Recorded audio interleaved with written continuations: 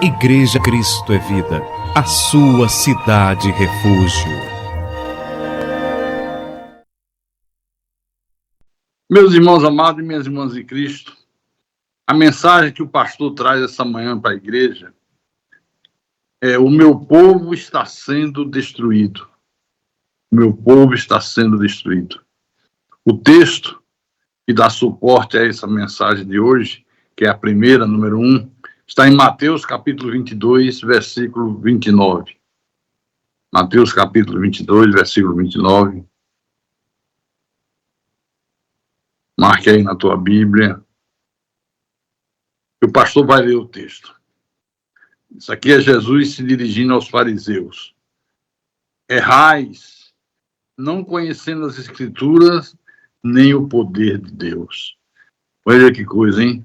Vocês estão errando porque não conhecem as Escrituras, nem o poder de Deus.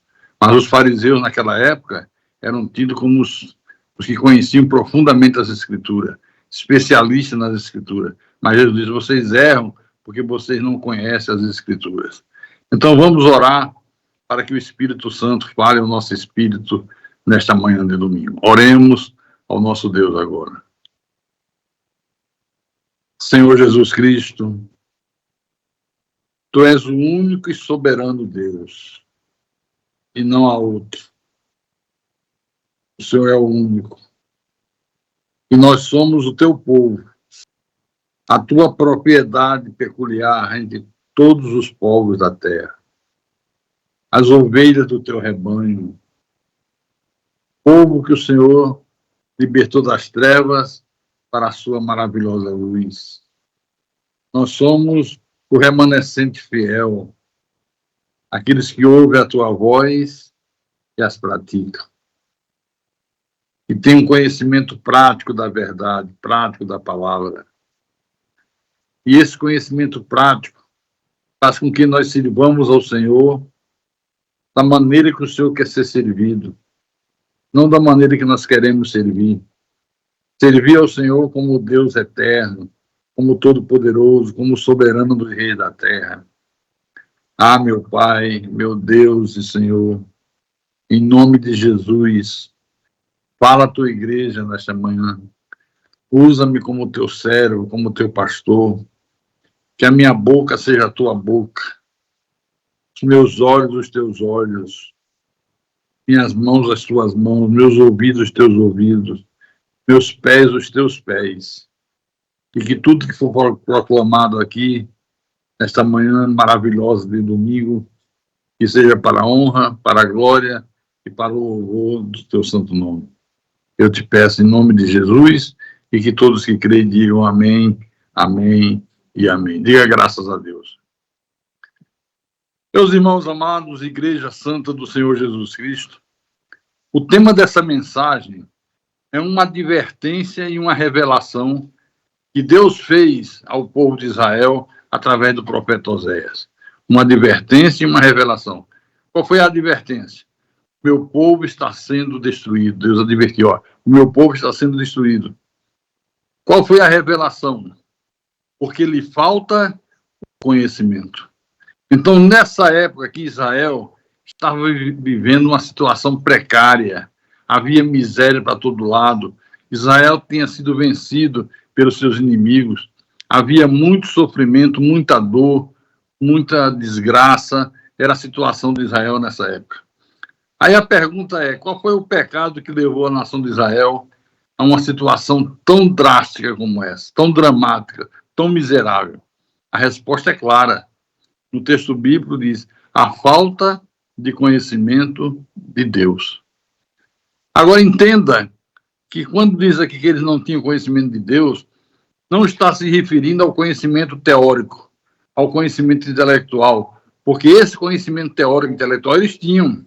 Aqui está se referindo ao conhecimento prático, porque não adianta nada você ter um conhecimento teórico, conhecer a Bíblia de Gênesis a Apocalipse, de Apocalipse a Gênesis, se você não tiver o conhecimento prático, se você não colocar em prática o que você conhece biblicamente. Às vezes a pessoa conhece a Bíblia de Gênesis a Apocalipse, sabe 1 milhão de versículos decorados, mas continua na idolatria, continua na bruxaria, na prostituição, continua no adultério. Às vezes conhece de cor livros inteiros da Bíblia, capítulos e versículos, mas continua sendo uma pessoa que mente, que é desonesta, que é hipócrita, que é perversa, que é injusta. Continua sendo um mau pai, uma péssima esposa, um péssimo marido. Continua sendo um mau filho. Continua sendo uma pessoa infiel, desleal, apesar de conhecer todos os livros, capítulos e versículos da Bíblia. Por essa razão, é que o nosso Deus, em Oséias, capítulo 4, versículo 1 em diante, ele diz assim, marque aí na tua Bíblia, Oséias 4, versículo 1 em diante. É uma advertência de Deus, que se viu para o Israel daquela época e serve para o Israel de hoje, que é a igreja. A igreja é o Israel de hoje. Então ele disse, ouvi a palavra do Senhor, vós, filhos de Israel, porque o Senhor tem uma contenda com os habitantes da terra, porque nela não há verdade, nem amor, nem conhecimento de Deus. O que só prevalece é perjurar, mentir, matar, furtar e adulterar. E há arrombamento e homicídio sobre homicídio. Por isso a terra está de luto, e todo que mora nela desfalece, com os animais do campo, com as aves do céu, e até os peixes do mar perecem. Que situação degradante. Que situação dramática estava Israel nessa época. Aí no versículo 6, o profeta Oséias diz, o meu povo está sendo destruído porque lhe falta o conhecimento.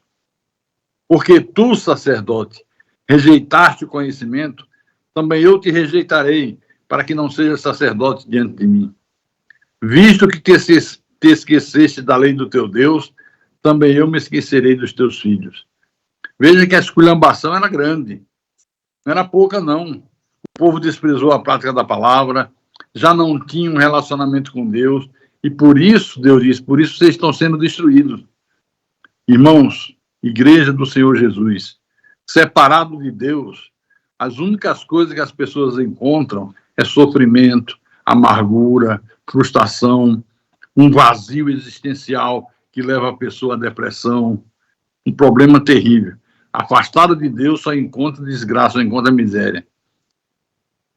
No tempo de Jesus, havia muitos religiosos que se orgulhavam de ter um conhecimento intelectual da palavra. Só que ter um conhecimento intelectual da palavra não faz você conhecer Deus, não faz você servir a Deus como Deus quer ser servido, não faz você reconhecer Deus como Deus quer ser reconhecido. Não faz. Por isso que em Mateus, capítulo 22, versículo 29, foi o texto que nós abrimos a mensagem, Jesus se dirigiu aos fariseus que tinham profundo conhecimento das Escrituras, mas um profundo conhecimento teórico, tudo na teoria, nada na prática. Então ele disse, errais não conhecendo as Escrituras nem o poder de Deus, conhecendo a prática. A pessoa fala de Deus, às vezes se mostra simpatizante da obra de Deus, se diz serva de Deus, mas não quer saber de praticar e conhecer a palavra e praticar. Não quer. É em vão. Tiago, irmão do Senhor na carne, no capítulo 1, versículo 22 da sua epístola, marca aí. Tiago, capítulo 1, versículo 22, ele diz assim, tornai-vos, pois, praticantes da palavra, e não somente ouvintes, enganando-vos a vós mesmos. Quer dizer que são pessoas que vivem no engano, querem conhecer todas as bênçãos de Deus, mas não querem conhecer o Deus abençoador. Estão interessadas em tudo aquilo que Deus pode lhes dar, mas não interessadas em saber quem Deus é. É triste. Acontecia isso com Israel naquele tempo, acontece isso com a igreja hoje. Às vezes, nós somos expertos em ouvir a voz de Deus, mas tudo na teoria. Somos especialistas em ouvir a voz de Deus, na teoria. Mas na prática, as coisas mudam de figura completamente. Uma coisa é você conhecer a palavra teoricamente, outra coisa é você conhecer na prática. Jesus, por exemplo, nos ensinou a amar o próximo. A teoria é uma coisa linda, maravilhosa, amar o próximo como a si mesmo. Mas na prática, requer altruísmo. O que é uma pessoa altruísta? É a pessoa que é capaz de qualquer coisa, de fazer qualquer sacrifício, de sacrificar qualquer coisa para ajudar o próximo. Às vezes deixando de lado até o satisfazer a sua própria vontade para satisfazer o do outro. Então, na teoria é muito bonito, mas na prática são outros 500. O Senhor Jesus nos ensina a sermos fiéis. Isso é maravilhoso, falar de fidelidade. Oh, como é bom ser fiel a Deus, como é bom ser fiel à palavra, como é bom ser fiel à verdade. Contudo, ser fiel na prática é algo muito difícil. Muito difícil. Basta você observar que tem muita gente nas igrejas que vão aos cultos, carregam Bíblia, cantam hinos de louvor, usam saudações religiosas, mas não querem separar para Deus aquilo que pertence a Deus. Estou me referindo aos dízimos. Quantas pessoas que se negam a serem dizimistas, quantas que são mesquinhas na hora de ofertar. Quer dizer, diz amar a Deus, diz conhecer a Deus, diz que é bom falar de fidelidade, Jesus me mandou ser fiel, eu sou fiel para aqui, eu sou fiel para lá, mas na prática mostra que não é fiel em nada. Outro já não quer mais dedicar um pouco mais do seu tempo para Deus. Como é que as pessoas são mesquinhas em relação ao tempo que dedicam para Deus? Quanto tempo você dedica por dia para as coisas de Deus? Quanto tempo você dedica para ler a Bíblia? Fazer uma reflexão? Quanto tempo você tira para orar? Todos os dias você tira tempo para Deus? Ah, pastor, minha vida é muito corrida, o senhor não imagina como é difícil, eu corro para cá, eu corro para lá. E qual é a tua prioridade? Não é Deus? Se Deus é a prioridade, primeiro as coisas de Deus, depois vem o resto. Abra em Mateus capítulo 7, versículo 24, e tem uma lição importante aqui para a igreja. Mateus capítulo 7, versículo 24 em diante. Jesus disse assim: todo aquele, pois, que ouve estas minhas palavras e as pratica, será comparado a um homem prudente que edificou a sua casa sobre a rocha. E caiu a chuva, transbordaram os rios, sopraram os ventos, e deram com ímpeto contra aquela casa, que não caiu, porque fora edificada sobre a rocha. Versículo 26. E todo aquele que ouve estas minhas palavras e não as pratica, será comparado a um homem sensato que edificou a sua casa sobre a areia. E caiu a chuva, transbordaram os rios, sopraram os ventos e deram com ímpeto contra aquela casa e ela desabou, sendo grande a sua ruína. Deixa eu explicar uma coisa.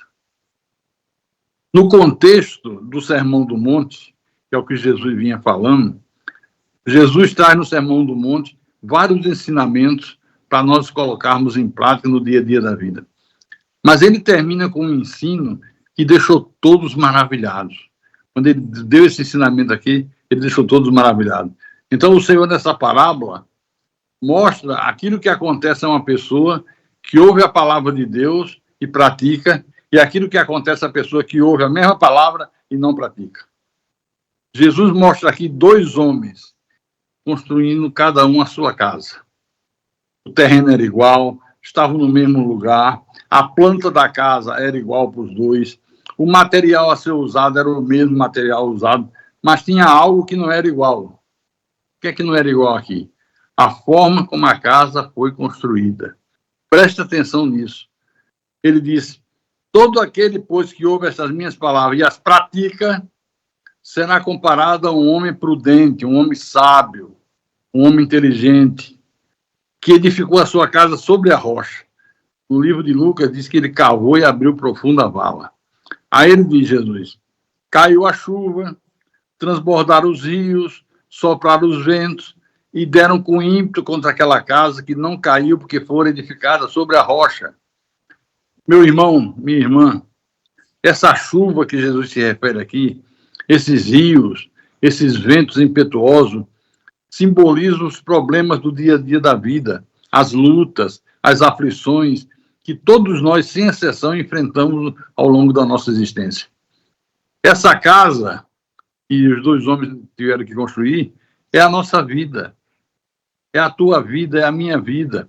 E quando ela é bem construída, não cai nunca. Quando você constrói a tua casa bem construída, nada derruba a tua casa. Eu pergunto, você tem feito um bom alicerce para a tua vida espiritual? Lucas disse, o homem cavou, abriu profunda vala e colocou o alicerce. Fazer um bom alicerce, tanto na construção de uma casa como na vida espiritual, dá trabalho, gasta dinheiro, mas nada derruba aquela casa, porque ela foi bem construída. O Senhor chamou esse homem que teve o zelo, o cuidado de fazer tudo dentro das regras, dentro das normas da construção, de homem prudente, homem sábio. Aí, na sequência, versículo 26, ele diz, e todo aquele que ouve essas minhas palavras e não as pratica, será comparado a um homem sensato que edificou a sua casa sobre areia. E caiu a chuva, transbordaram os rios, sopraram os ventos, e deram com ímpeto contra aquela casa, e ela desabou, sendo grande a sua ruína. Esse é aquela pessoa que não pratica a palavra, que falta culto por motivos banais, se chove não vem à igreja, se está muito calor não vem à igreja, não tem tempo para ler a Bíblia, não tem tempo para orar. Jesus chamou esse homem aqui de insensato, doido. No texto original é louco, insano. São as palavras duras que Jesus proferiu. Eu pergunto aos irmãos que estão aqui nessa manhã de domingo, no teu local de trabalho, você tem sido reconhecido como uma pessoa que pratica a palavra de Deus? Os teus colegas de trabalho dizem, olha, esse aí é cristão de verdade, esse pratica a palavra, é perdoador, é misericordioso, é bondoso, é obediente ao mandamento de não deixar de congregar. Os teus vizinhos te identificam como alguém que pratica a palavra de Deus? Os teus vizinhos reconhecem você como um cristão de verdade? Ou zombam de você, porque você tem um comportamento errado? Vai para a igreja, carrega a Bíblia, canta louvor, adora, mas quando chega em casa, quebra o pau com o marido, quebra o pau com a esposa, briga com os filhos, é palavrão para lá, é palavrão para cá. Como é que os teus vizinhos têm visto você? Eles respeitam você como uma pessoa que ouve a palavra e pratica? A tua família reconhece você como uma pessoa que pratica a palavra de Deus? Ou diz assim, isso aí prega, mas não vive. Só vive aqui pregando o evangelho para a gente, mas não vive. Tem uma vida deplorável. Teus amigos identificam você como alguém que pratica a palavra? Pense aí, faça uma reflexão. Você é respeitado? Ou você é alvo de crítica, de zombaria, de hipocrisia? Chega assim e diz, fulano é hipócrita, fala de ser fiel a Deus, mas é infiel. Fala de viver vida santa, mas vive vida suja. Abre Colossenses capítulo 3. Colossenses capítulo 3, versículo 8. Olha que coisa interessante aqui. Aqui tem coisa boa para a nossa vida espiritual. O apóstolo, escrevendo à igreja de Colosso, disse, agora, porém, despojai-vos igualmente de tudo isto, ira, indignação, maldade, maledicência, linguagem obscena do vosso falar. Despojai-vos. O que é despojai-vos? É você se livrar daquilo.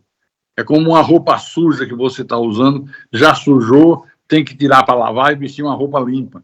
Então o Espírito Santo está dizendo, se despojem disso, se livrem dessa roupa suja, ira, indignação, maldade, maledicência, linguagem obscena do vosso falar.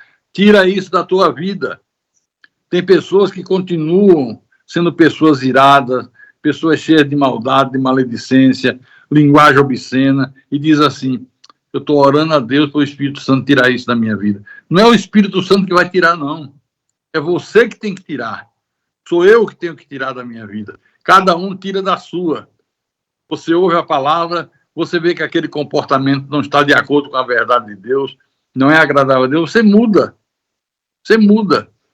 Eu li uma certa ocasião num livro que havia um homem muito nervoso. Ele ficava nervoso porque ele queria tudo na hora certa, era apressado, era, como diz no Nordeste, avexado. E ele, com a sua impaciência, tinha problemas sérios.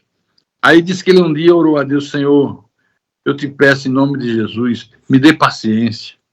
Eu sou um homem que não tenho paciência, sou nervoso, sou avexado. Eu queria que o Senhor me desse paciência. Aí tá bom. No outro dia ele foi trabalhar, pegou o maior engarrafamento da sua vida.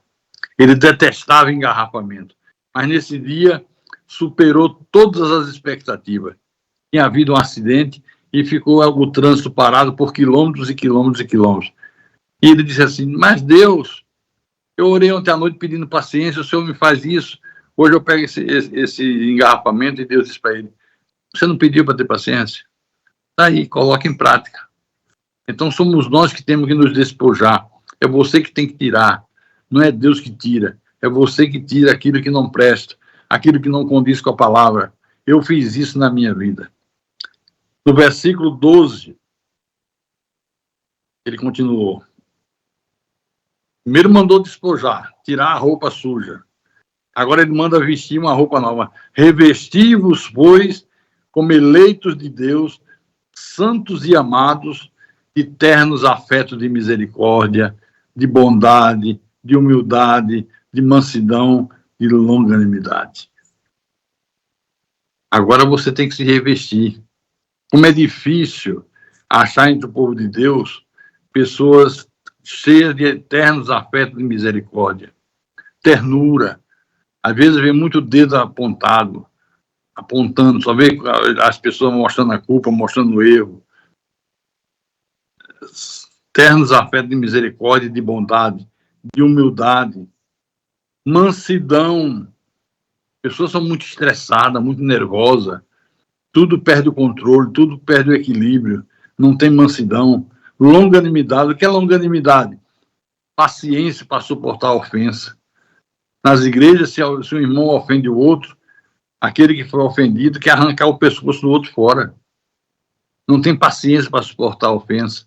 Não pensa primeiro: se o irmão agiu assim, está com algum problema, ele está um pouco desequilibrado, eu vou ajudá-lo, vou procurar ele com calma. Irmão, vem cá, vamos conversar. Por que é que o irmão está nervoso? Por que é que o irmão está com esse desequilíbrio? É difícil achar pessoas longânimas. Então, nessa mensagem, Deus nos exorta a uma reflexão. É como aquela revisão que quem tem automóvel, quando vai fazer uma viagem, manda fazer uma revisão do carro. Manda fazer a revisão, eu vou pegar a estrada, vou viajar 1.500 quilômetros, vou visitar o pastor em Natal e ir de volta dá 1.100 quilômetros. Você manda revisar o carro, o mecânico faz a revisão e diz: olha, as lonas de freio, as pastilhas de freio estão gastas, tem que trocar. Porque senão, se precisar dar uma freada brusca, o carro não vai parar. Vai acontecer um acidente, se troca a pastilha de freio. O óleo está baixo, tem que botar no nível, coloca óleo no nível. Regula os pneus, vê tudo que são itens de prioridade de segurança. Então, de vez em quando, nós precisamos fazer uma revisão da nossa vida. Faça uma revisão da tua vida. Como é que você tem sido? De acordo com a palavra. Não é de acordo com a sociedade, de acordo com a Bíblia. Você tem sido uma pessoa longânima, tem sido uma pessoa bondosa, você tem sido uma pessoa mansa. Como é que tem sido a tua vida?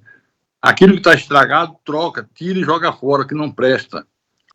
Platão, que foi um pensador grego, dizia que a vida sem reflexão não é digna de ser vivida. Se você não faz reflexão da tua vida, você não é digno de viver essa vida. Então, todos nós, sem exceção, a começar pelo pastor da igreja, devemos fazer reflexão. Eu faço minhas reflexões. Eu pergunto: Senhor, eu estou te servindo como o Senhor se agrada? Eu estou pregando aquilo que a igreja precisa ouvir ou estou pregando o que ela quer ouvir? E tem pastores que pregam o que a igreja quer ouvir, não o que a igreja precisa ouvir. Eu pergunto a Deus: Senhor, a maneira como eu vivo a minha fé abençoa as pessoas, serve de exemplo para as pessoas? Você tem feito reflexão da sua vida? Eu vi, durante o meu tempo que eu frequentei as seitas, o líder da IURD, eu não estou falando o nome de Edir Macedo. Eu não gosto de falar o nome das pessoas. Não é não é por maldade, porque às vezes sai sem querer. E eu vi muitas vezes esse homem dizer assim: aqui na Universal eu não quero pregação que fale de salvação, o povo já está cheio disso, é só mimimi de salvação para aqui, mimimi de salvação para ali, o povo não quer saber de salvação, o povo quer saber de ter dinheiro, ter casa, ter carro, ter saúde, e não essa baboseira de salvação. Você acredita no que eu estou dizendo? Eu ouvi e vi várias vezes, não quero saber de pregação sobre salvação. O povo está cheio dessa baboseira, chamar a salvação de Deus de baboseira. O povo quer saber de grana, dinheiro, saúde, lazer, não salvação. Agora, eu quero ver, vamos ver juntos, Deus agindo soberanamente, usando a natureza criada por ele para abençoar uns e punir a outros. Abra a Bíblia em Amós, capítulo 4, versículo 7. Amós, capítulo 4, versículo 7. Marca a tua Bíblia, depois você ler, fazer uma reflexão. Pronto? Então vou ler. Além disso, retive de vós a chuva, 3 meses ainda antes da ceifa, e fiz chover sobre uma cidade e sobre a outra não. Um campo teve chuva, mas o outro que ficou sem chuva secou. Amós foi um profeta levantado por Deus para pregar principalmente ao povo de Israel. Durante um tempo, Israel teve uma grande prosperidade financeira, grande prosperidade econômica. Mas, em compensação, um tempo de grande decadência espiritual, de muitas injustiças, justiça social, idolatria perversa, bruxaria, feitiçaria. Mas, economicamente, o povo de Israel estava indo muito bem. Então, Deus, por meio de Amós, está advertindo o povo a se arrepender, mostrando para o povo que já enviou sinais de castigo para alertá-los, para chamar a atenção do povo, mas eles não se voltaram para Deus. Não adiantou isso. O versículo 7, especificamente, mostra Deus controlando a chuva, permitindo que chova em um lugar e em outro não. Isso aqui é um ato claro da soberania de Deus, está falando da soberania de Deus. Então Deus estava dizendo para o povo de Israel naquele tempo: eu controlo a chuva. Choveu aqui, mas não choveu acolá, para que vocês percebessem que só eu sou Deus, para que vocês se voltassem para mim, mas vocês não se arrependeram. Mandei tantos sinais, mostrei que eu sou soberano, mostrei que eu sou todo-poderoso, chove aqui, não chove acolá, sou eu que determino onde a chuva cai, mas nem assim vocês acordaram. Terrível, né? Irmãos, Deus é soberano sobre a natureza. Ele pode usar a sua criação tanto para disciplinar o povo, como para exercer juízo. Deus pode soberanamente. Só que o juízo de Deus tem que ter propósito. Quando Deus disciplina a nossa vida, não é por crueldade, não é por maldade, mas é para que nós acordemos espiritualmente. Deus dá uma chacoalhada. É como às vezes você puxa a orelha do teu filho, faz errado. Você está falando, não está dando ouvido, você dá uma puxando de orelha para ele sentir o drama, sentir que o que ele está fazendo não é certo. De vez em quando, Deus dá um puxão de orelha na gente. Agora, tem gente que parece que tomou anestesia geral. Deus puxa a orelha, arranca a orelha e não dá ouvido. Parece que Deus não está falando nada. Agora, quando Deus nos corrige, Deus espera da nossa parte arrependimento. Deus espera arrependimento. Apesar dos castigos que Deus enviou sobre o povo, só nesse capítulo aparece 5 vezes a frase: contudo, não vos converteste a mim, diz o Senhor. Apesar da mensagem dura que Deus mandou pelo profeta, 5 vezes, só nesse capítulo, Deus diz: contudo, não vos converteste a mim, diz o Senhor. Vocês não deram ouvido, vocês não acordaram, vocês permaneceram no pecado, vocês permaneceram fazendo coisas que eu abomino. Então, o refrão aqui é: contudo, não vos converteste a mim. Isso mostra o quê? Mostra o coração endurecido do povo de Israel. Não praticavam a palavra. É isso que está mostrando. Não praticavam a palavra. Conheciam a palavra, mas não conheciam na experiência prática. Então, o fato de Deus fazer chover sobre um e sobre outro não, mostra o quê? A soberania de Deus. Diga, Deus é soberano. Ele faz chover ali e não chover aqui. Deus controla a bênção onde ela cai. Só cai onde Deus determina. Ele faz chover em um lugar, em outro lugar não. Então, essa falta de chuva aqui era um ensino. Era como se Deus dissesse assim, vocês dependem de mim. Você não depende da sua riqueza. Você não depende dos teus amigos. Você não depende do seu emprego. Você não depende de um lugar, de um bairro, de uma cidade para Deus abençoar. Pastor, mas eu dependo do meu emprego, pastor. Não, senhor. Não, senhora. Você depende de Deus. Você pode perder o teu emprego, Deus dá outro. Mas você não pode perder Deus. Então, nós dependemos de Deus. Porque tem gente que diz assim, eu estou enfrentando tantos problemas, eu acho que eu vou mudar de cidade. Aí acho que mudando de cidade as coisas mudam. Se eu mudar de cidade, vai melhorar. O que é que tem a ver o lugar com o problema que você está passando? Você tem que resolver o teu problema com Deus. Onde é que você está errando? Onde é que você está pecando? Onde é que você está transgredindo? Onde é que você está desobedecendo a Deus? Não mudar de cidade, mudar de bairro, mudar de país. Isso não funciona. Então, a injustiça que havia naquela época na Terra refletia a injustiça do povo. Enquanto uns tinham abundância, outros morriam de fome, de sede. Tinha gente que era rica, tinha para dar e vender. Não faltava nada, comia do bom e do melhor, vestia do bom e do melhor, tinha tudo do bom e do melhor. Mas outros estavam morrendo de fome e de sede.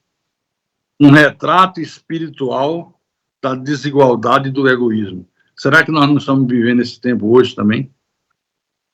Nunca se viu tanto egoísmo, tanta desigualdade.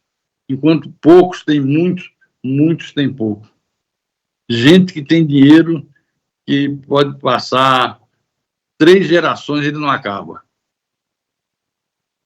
Guarda dinheiro como se fosse a própria salvação, a própria vida. Um mundo de injustiça. Os governos são injustos. O sistema é injusto. Um retrato espiritual da desigualdade e do egoísmo. A sociedade hoje é assim. Uma sociedade egoísta. Cada um só olha para o seu umbigo. Cada um só se preocupa com aquilo que lhe interessa, que lhe dá prazer. Se o outro não tem, problema do outro. O egoísmo predomina. Aconteceu mesmo nessa época com o povo de Israel. Então, qual é o ensinamento que Deus traz para a igreja hoje com essa palavra? Preste atenção. Em primeiro lugar, Deus ainda fala através das circunstâncias da vida. Deus ainda fala através de crises pessoais, através da escassez, através das portas fechadas. Tudo isso pode ser alerta de Deus.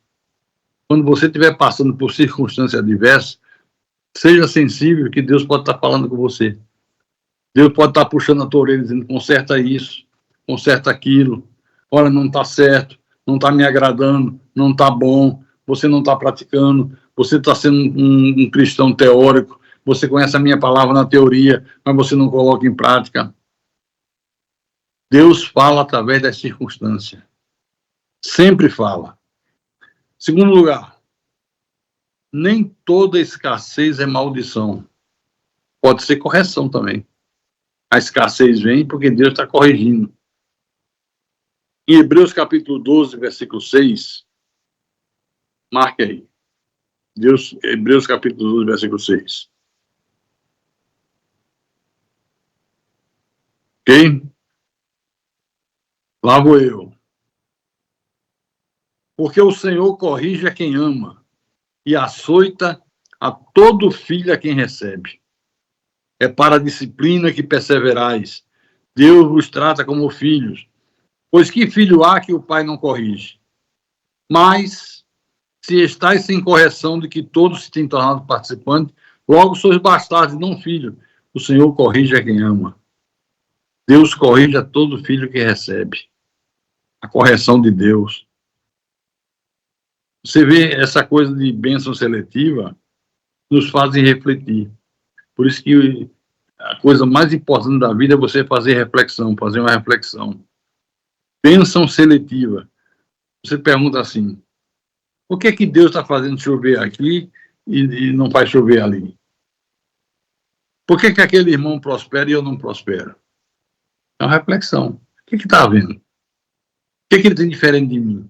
Estamos na mesma igreja, ouvindo a mesma palavra, as mesmas orações, os mesmos louvores, o mesmo pastor, e aquele irmão prospera e eu não prospero. Por que aquela família tem paz e a minha família não tem paz? Deus está chamando a reflexão e ao arrependimento. Você tem que ser sensível à voz de Deus. Deus está falando comigo alguma coisa. Por que Deus está permitindo isso? Por que essa família aqui que está no banco junto comigo tem paz, tem alegria, e lá em casa está tudo virado de ponta cabeça?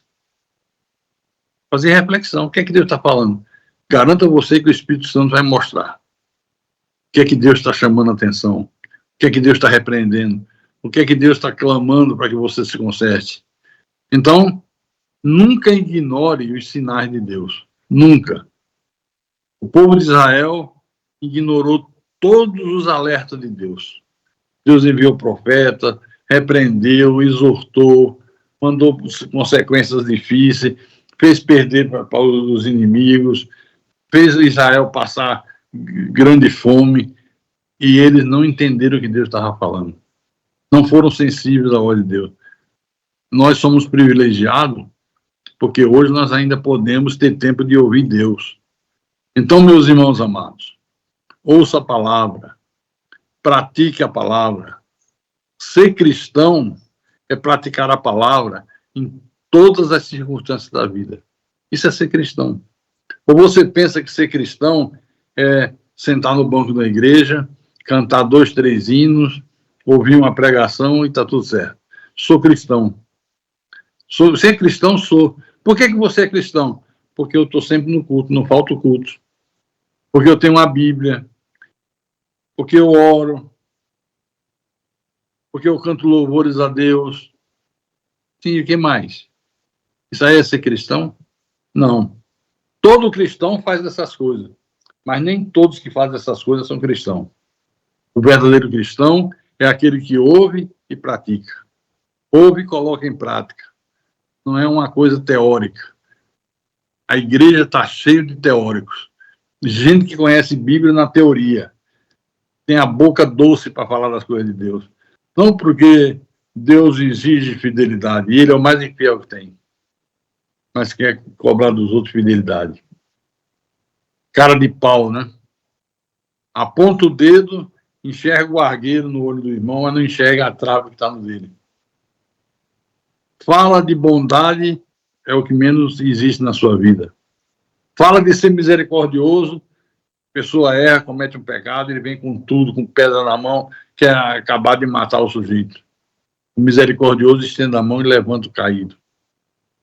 Então a igreja está cheia de teoria, está cheia de gente que ouve Deus falar teoricamente. Ouve a palavra, a pregação. Entra aqui, sai por aqui. Não consegue colocar em prática. Na hora que é ofendido, não consegue perdoar.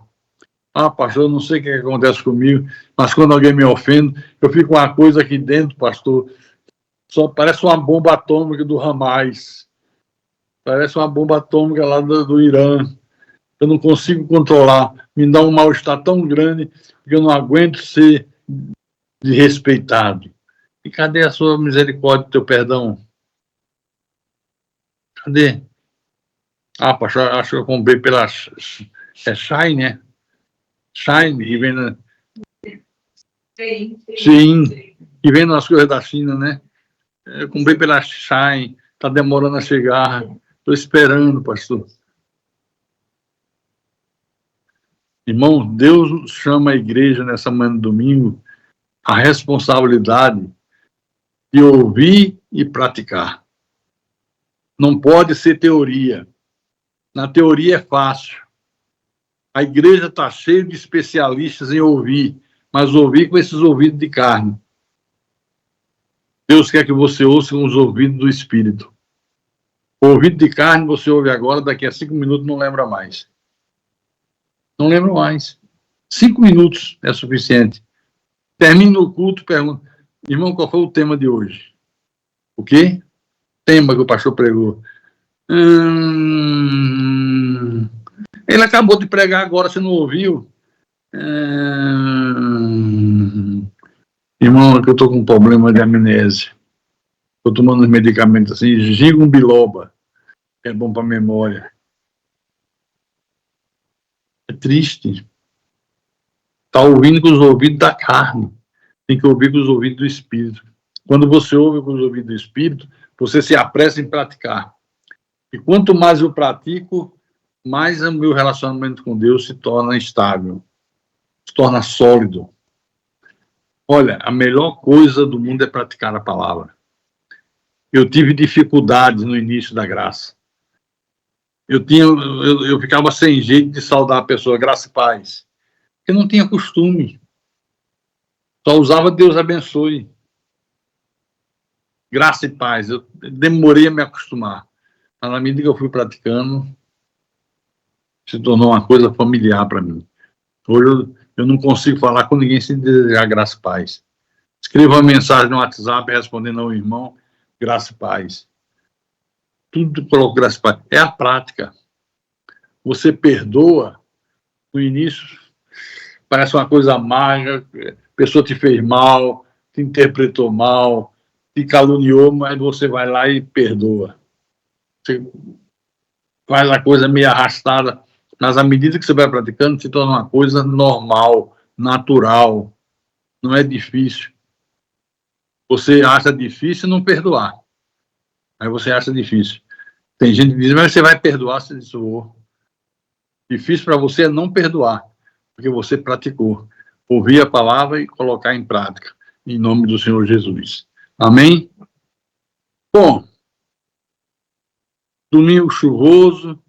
Não sei como é que está a Fortaleza, se tem chuva. Se Recife também está chovendo. Está chovendo em Recife? Está, né? Os irmãos estão respondendo aí. Fortaleza está chovendo? Alguém me deu um sinal aí. Tá? Aí você joga, está no início. Chuva todo o Nordeste. Aqui em Natal, um dilúvio, a madrugada inteira de chuva torrencial. Aqueles pontos que alagam deve estar um rio, ou para não dizer um mar. Meu irmão amado, minha irmã em Cristo, povo de propriedade exclusiva de Deus. Ouça a palavra e pratique.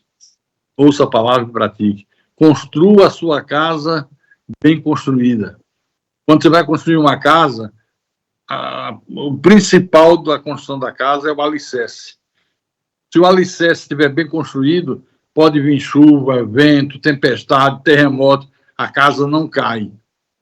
Quando eu construí uma casa há muitos anos atrás, hoje já não tenho mais, quando eu morei num sítio em Recife,